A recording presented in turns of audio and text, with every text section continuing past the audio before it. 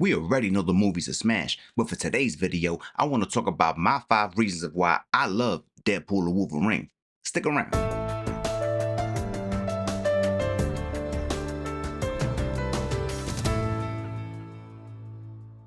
The cameos. So even though I know they was reaching when they turned this into a cameo fest, I still really appreciate the fact that they went all out to give us the cameos that they did. Like, I never thought that I would ever see a live action Age of Apocalypse Wolverine. That was bananas, even if it was only for a couple of seconds. When they showed a true to life 5'2" Wolverine hopping off of a bar stool, that was everything for me. That really brought home that some things just look better in a comic book than they would in real life. If Wolverine was really that height in all of the movies, I don't think we would be having this conversation right here. It would have been over with Wolverine at that size. I don't really think nobody wants to see that, but there was always somebody crying in the comment section about his height and how he wasn't true to form. So I'm kind of glad that they put that out there and laid that to rest. Nobody wants a 5'2" Wolverine.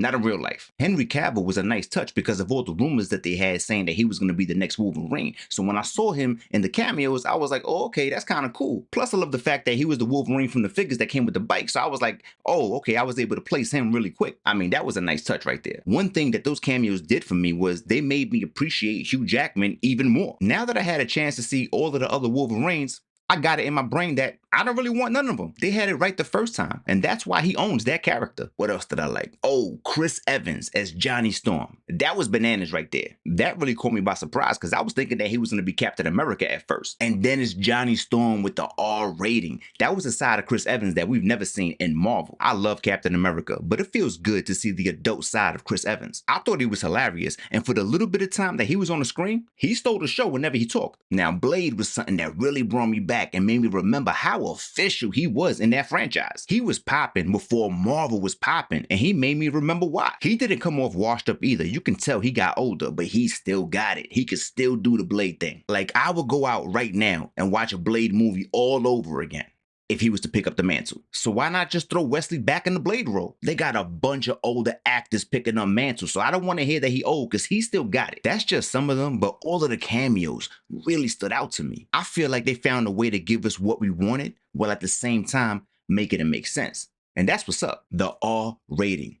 I've said this in other videos and I'll say it again. I love R-rated movies. PG-13 sounds nice, but not everything is for the kids, and some things gotta be for us big kids. Same thing with the figures. I don't know why they put them in the toy section. They should just put them right there next to the wife beaters because they're making them for us. I don't know any 5-year-olds collecting anything. Same thing with the movies. Those movies are for us, fam. Let me decide what's too much for my kids. Cause not for nothing, WorldStar, Instagram, Snapchat, none of these have ratings and kids are on these all day. So what's up with that? I'm glad they left Deadpool the way it was supposed to be because honestly, that's the only way it was ever gonna work. And Wolverine, that's how he was meant to be too. I mean, we got an F-bomb with him once or twice in the past, but nah. This Wolverine felt more official than the tamed down version they've been giving us for the past 15 years. That also translated into other characters too, because usually Gambit's powers ain't doing nothing but pushing you back. That's how they do in Marvel. Now all of a sudden you got dudes blowing up, limbs falling off, his staff is going through people, and that's what's up. That's how it was meant to be. That's how it was supposed to be. This movie was great for the adult crowd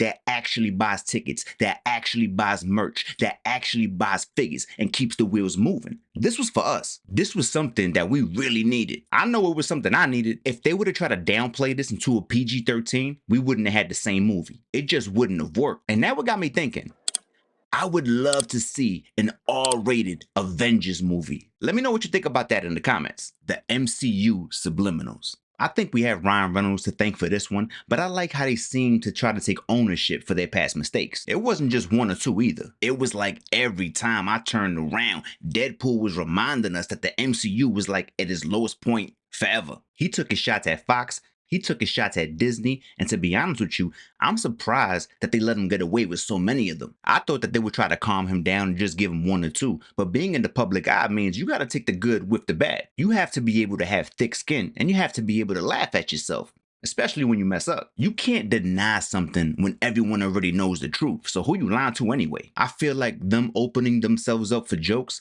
kind of gives me the feeling like Okay, so they get it then, right? They understand where they dropped the ball, and we should be moving on from that now. I mean, I know that's not really the case because after this, we already know what's on the menu. But those things were on the menu before Deadpool and Wolverine showed up. I'm thinking now, those board meetings are gonna be a little bit different. Nothing changes shareholders' minds like dollar signs. And I think that the only person that we have to thank for that is Ryan Reynolds. If he wouldn't have held his own and shape this movie to his vision, I don't think that'll be the case. Those little quick shots, they were pretty major, but I appreciate them not trying to hold back and cover things up. That shows me a little bit of growth and hopefully the beginning of change. The comedy. And this is probably just another thing that Ryan Reynolds brings to the table when he plays Deadpool, but the comedy to me was A1. There's always a thin line when you try to bring comedy to the table because it has to be done in the right way. If not, it just comes off cheesy and we can feel them trying. Deadpool's character was made for jokes, and I can't envision anybody else playing Deadpool besides Ryan Reynolds. Usually,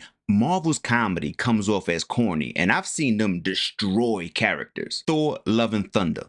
I was super disappointed with that movie right there. Thor is one of the few Avengers that does not have a problem catching a body, and they turned him into a clown. I mean, it happened before that, but Love and Thunder especially is where I lost all respect. There's a difference between cracking jokes and having people laugh, or you being the joke and having people laugh at you. That's what Marvel's been doing for the longest, and I'm hoping we've seen the last of it. I'm thinking that you are too. Deadpool has that break the fourth wall humor, and Wolverine has that dry, I'm not playing with you humor. Anybody besides Deadpool will be like, chill, let me leave him alone because he not playing. But that's what makes it magical because Deadpool never gets the memo. He just keeps it pushing. Marvel likes to be more on the funny side than on the serious side, but I'm hoping that they're taking notes because there's a way that you can do both and do them both right. And this movie is the perfect example. The main villain. You know, I'm not gonna sit here and lie to you. I was not well versed at all on Cassandra Nova before this movie came out. I'm already so used to Marvel taking villains and using them as throwaway characters that I was totally expecting it for this movie. I've come to expect it. There's been very few respectable villains, and the ones that we do have, we usually have to work our way up to them,